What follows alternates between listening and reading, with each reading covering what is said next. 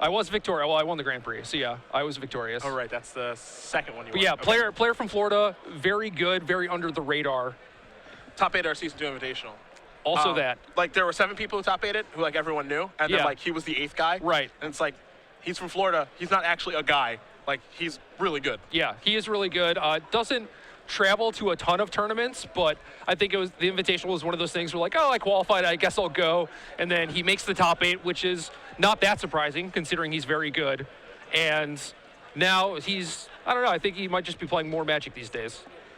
It's the Blue Devotion Mirror, which is where we are now. Merriam making a gutsy move, going to play a Rapid Hybridization on his own Judge's Familiar to eat that TIE-Biter Mage, which works out. Now, however, he has to stare down a Nightveil Spectre now, which is one of the best cards in the matchup. He's going to start by attacking 4-3. We'll see if it's a Spectre of his own. No, he has a Thassa, which is pretty good, but that means he's going to take a hit from the Spectre now.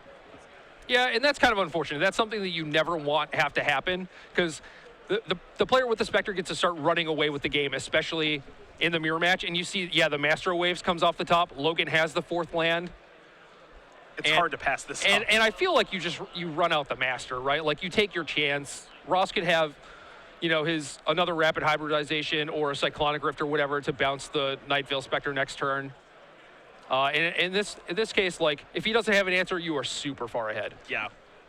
Yeah, Spectre is one of the all-stars in the matchup. Every card that you hit, you can presumably cast, or if it's a land, you put it into play. It's just easily one of the best cards here. Now, Thassa is also a great card in this matchup. The matchup is very swingy and back and forth, so we'll see if Merriam can catch up here, but he's certainly behind right now.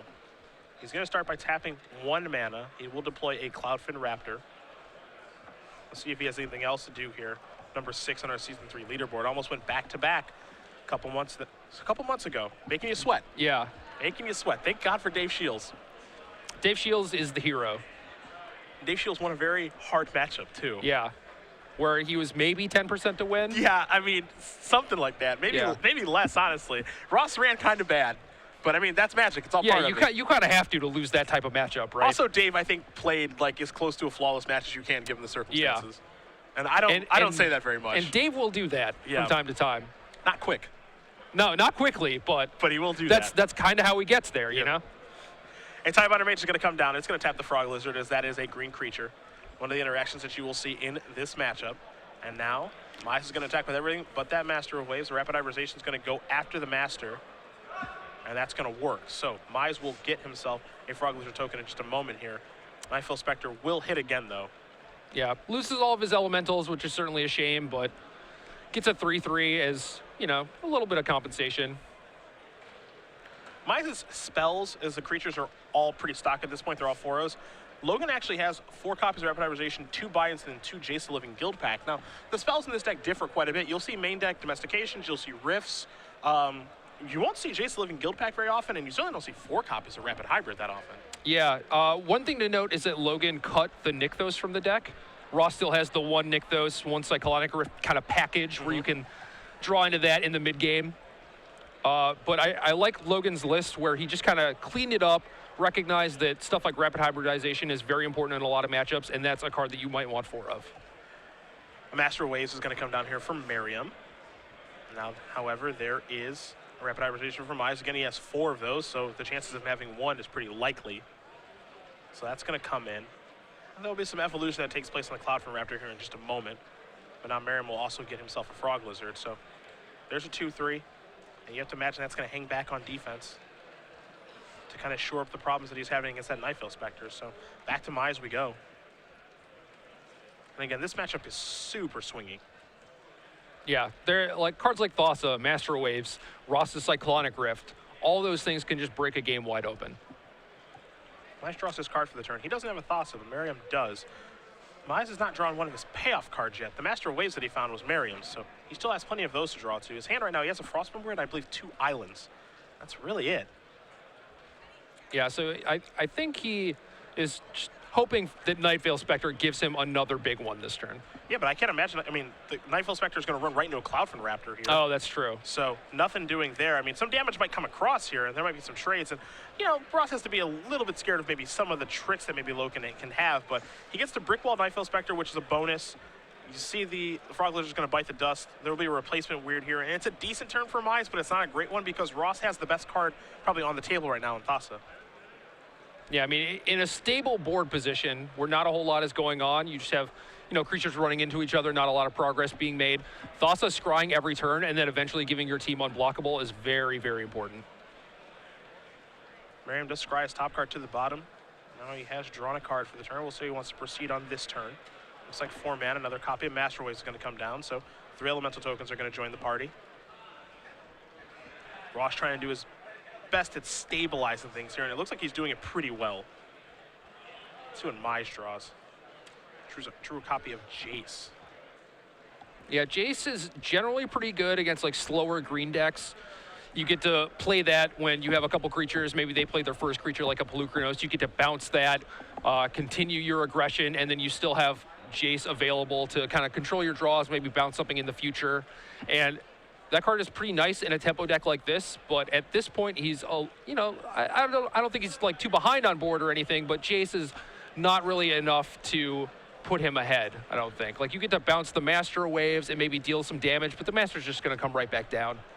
Yeah, the thing I could see him doing is maybe bouncing that Cloudfin Raptor to get a hit with the Nightfall Spectre, but that feels like a hope I hit the right card with Nightfall Spectre more than anything. Yeah, I feel like the play this turn is play Jace, bounce the Master, and then try and sneak in a bunch of damage. Maybe you draw something like a Thassa and you're able to break through for the last few points. That might be his best shot of winning.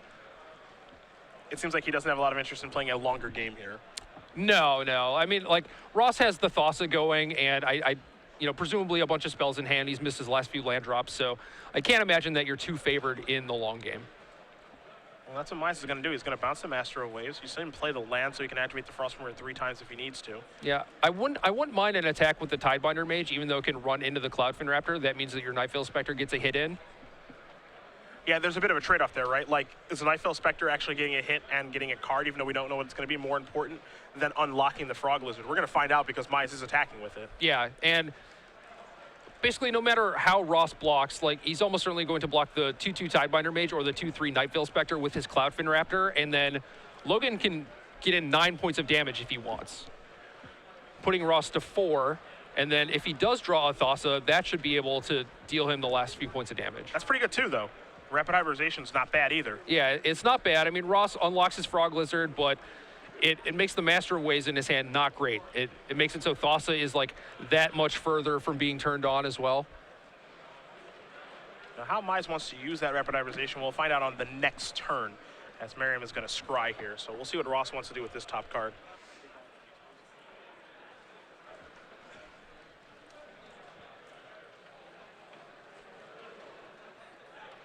Yeah, it's an interesting spot for Ross because he kind of wants more lands to be able to play multiple spells in a turn. Like, now that he knows that Logan has the Rapid Hybridization, he might not be really happy about investing his entire turn playing Master of Waves.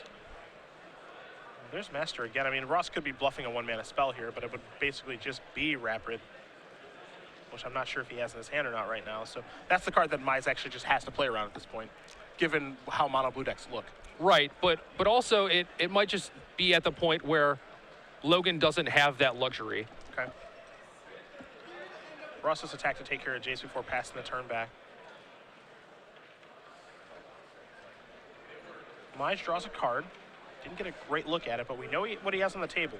3/3 Frog Lizard, the Nightveil Spectre that's carrying a Rapid Hybridization underneath it, and then a Frostmourne that can very easily turn into a 4/1.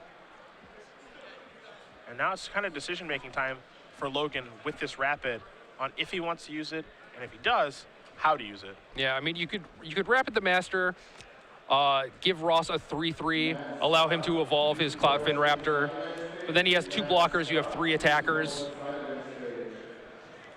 He's going to Rapid the Cloudfin. Get that out of the way so he can keep coming across in the air. Yeah, and I like that play a lot. It ensures that you get a hit in, get to add another flyer to the table. So now 2 Judges Familiars when Ross is at 2. Like, that's very close to lethal. You have enough guys on the ground to not die to a Master of Waves attack. I'm trying to think of if Merriam has it out in this situation. I'm not entirely sure that he does. Yeah, and he's going to pick up his card. So Logan Mize is going to win game number 1 here over Ross Merriam.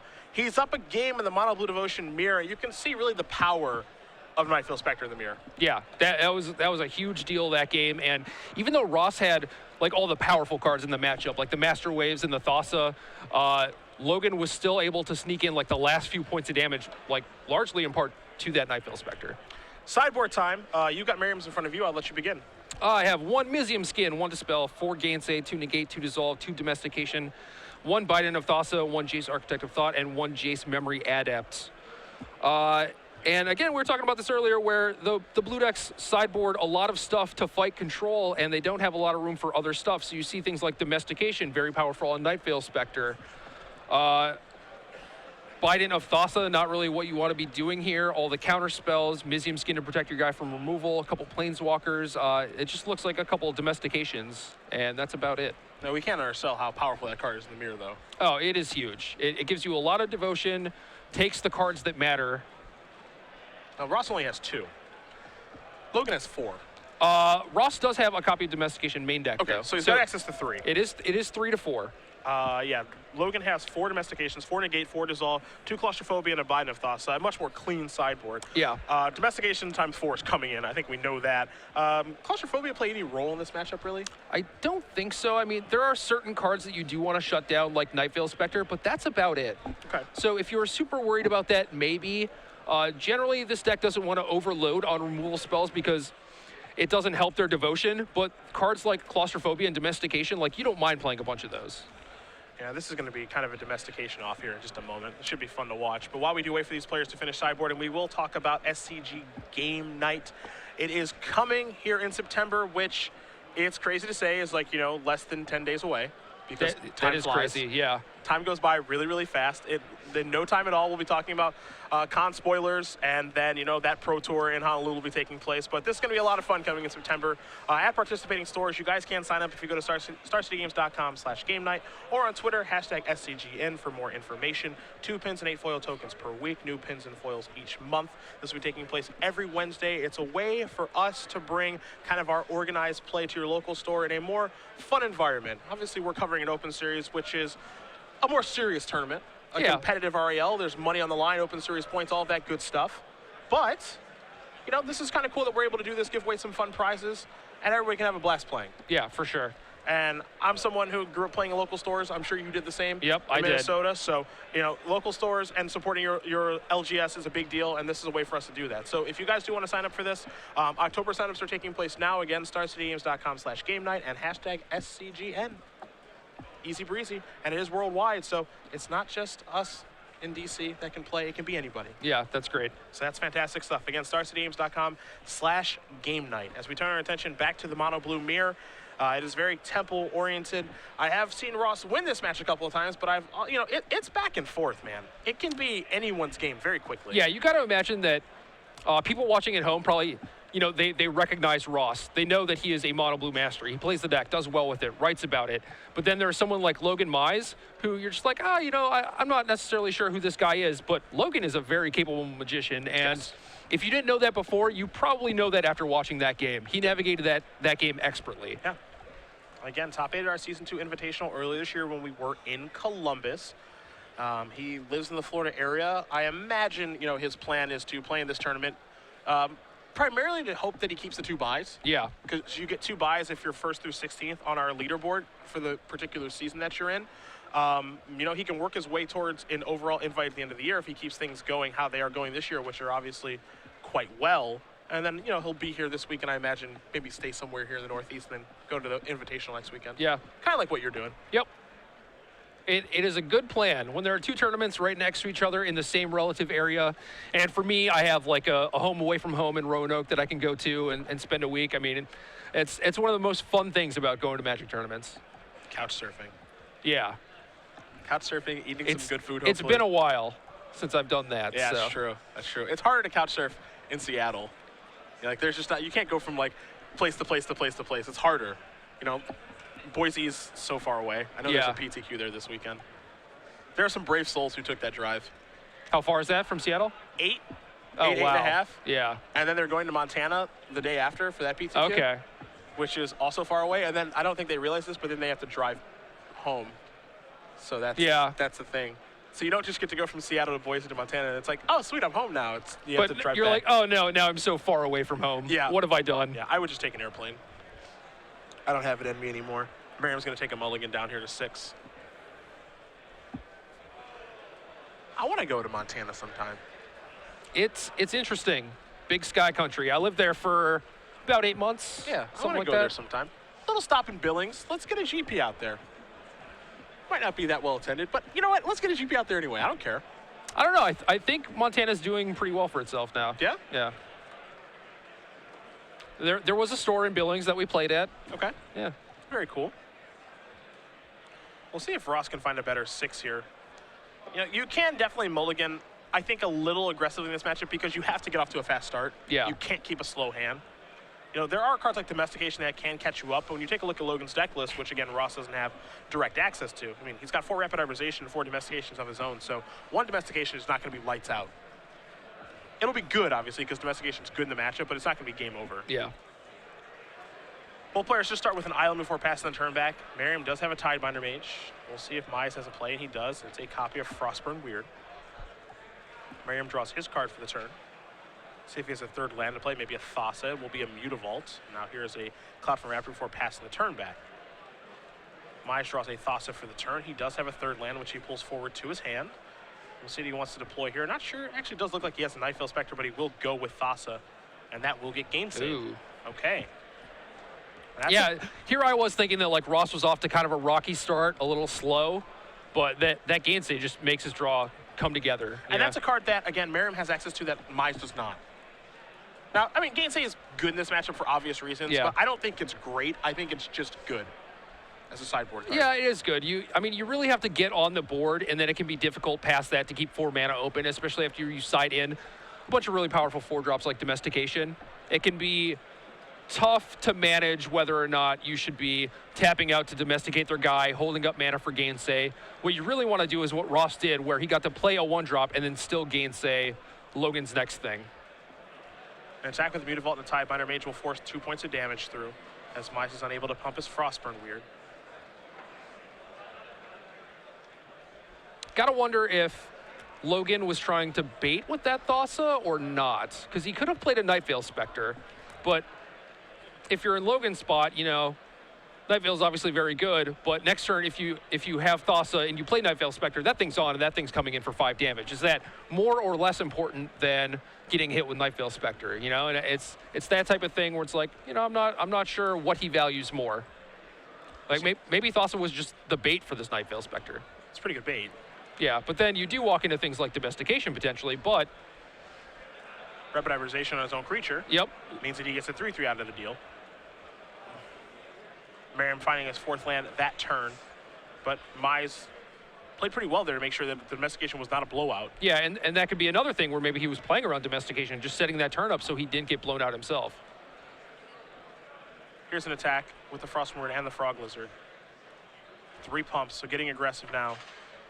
Yeah, so you see Logan with his own Domestication, but he doesn't want any of Ross's stuff. A 2/2 and an 0/1? No. I'll save it for something better. Merriam going to draw a card for the turn. Will play an island. And speaking of something better. I think that qualifies. Yeah. Here's an attack maybe with the Cloud from Raptor, but I don't think Logan will be able to untap fast enough to domesticate that thing. Yeah. It feels like to me, just looking at the deck list, Logan's deck is better geared towards winning the mirror. Even without Gainsay. Yeah, with 4 Domestications and 4 Rapid Hybridizations, being able to interact a lot. I'm not sure how great Jace is in the mirror, but I mean, Jace played a role in game 1. Yeah, it gave him that turn that he needed. Yeah. Like that Jace was good for 9 damage, I think. That was the turn where Ross was at 13, so. Mize draws a card for the turn. It's an island. You see the Domestication over there. There's a Mystery Spell in the middle. But he's doing quite well for himself this game. As Merriam, all he could do is attack with a 1/2 Cloud from Raptor. Their card looks like, maybe that's a Jace there. I'm not quite sure. Don't have a great look at it. I mean, yeah. I don't think it matters as much as the Domestication in his hand, so. I think there is some merit to potentially playing Jace and bouncing the Nightveil Spectre, getting Ross to commit another turn. And then taking it? Yeah. Sure. Because you see that, like, Ross's 3rd land was a Mutavault, and then his 4th land was another Mutavault, and then he finally drew that 3rd island and got to play it. Oh, it's a Claustrophobia. Yeah, we figured out what the mystery card is, and that's still pretty good, honestly. This allows him to keep pushing his advantage and just domesticate the next card that's taken. Mutavault's going to get activated here. We're going to have a double block in the Frostburn Weird. And that's good. So he uses only 3 mana to Claustrophobia it, which allows him to trade Frostburn Weird for 2 creatures. Yeah, that's probably an exchange he wants to make, I think. Yep, that's exactly what's going to happen. And pass the turn back over to Merriam, who's going to draw a card. We were curious if Mize was going to bring in Claustrophobia or not. The answer is clearly a resounding yes. Merriam going to tap 1 mana here. That's a Judge's Familiar. And that's not all that impressive. Yeah, not exactly the card you want to play on turn 5 or anytime after that, really. Yeah. Merriam knows he's in a bad way. This is a really important tournament for him, too. As he's trying to make up ground on Lissette this weekend as well, knowing that Joe's not here. But at a 2-1 start, already down a game, and this one's not looking great. Mize draws his card for the turn.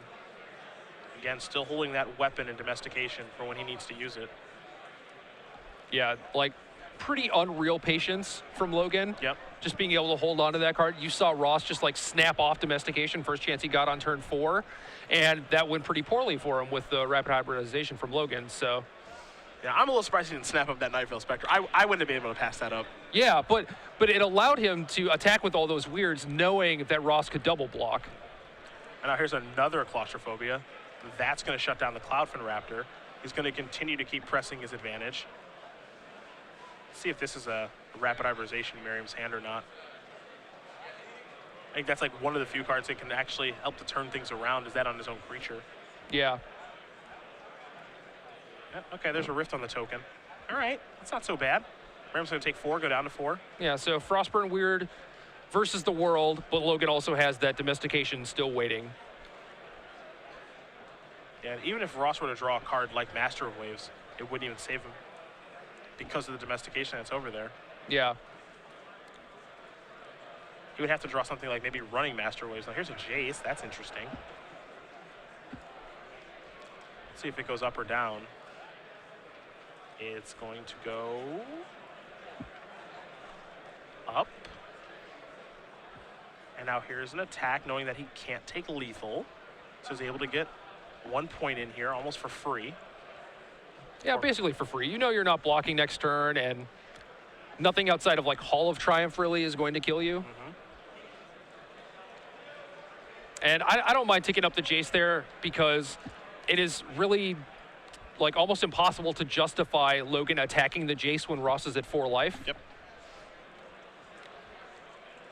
So he knows that playing Jace this turn probably prevents a damage, and then next turn can draw cards as opposed to just playing it and drawing cards that turn. I feel like preventing that damage, not having to chump block with your Judge's Familiar potentially, is pretty important. Mize, you see, reaching for 3 islands. It looks like we're probably going to have some weird activations here in just a moment. Again, his draw for the turn was a Mutavault, and we keep mentioning the Domestication that he does have in his hand. So here's an attack. Merriam is going to take 3, go down to 1. Now here's Domestication on this. Yeah, so this might seem like a not very exciting turn. He drew a Mutavault, domesticated a 1/1 flyer, but now he has 3 lethal threats in play with Ross at 1 life. What's interesting here, though, is if Merriam draws a Master of Waves, like, he's stabilized, right? He's going to take the... Yeah, and this actually isn't a bad draw either, because Judge's Familiar is not going to be lethal because of Jace ticking up. And he has Mutavault and Tidebinder Mage to block. Yeah, and, like, his Mutavault beats the other Mutavault. Right. And then Tidebinder Mage is probably just on chump. Well, actually, it taps the Frostburn. Yeah, it keeps the weird locked down. So he's actually okay. Like, now it's on Logan to actually draw a card that matters. Yeah.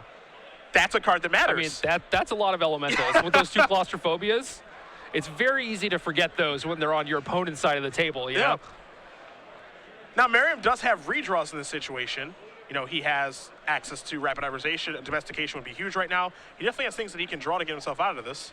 Let's not forget that Mutavault now is a 3/3. Oh, yeah, that can get in there. Yep.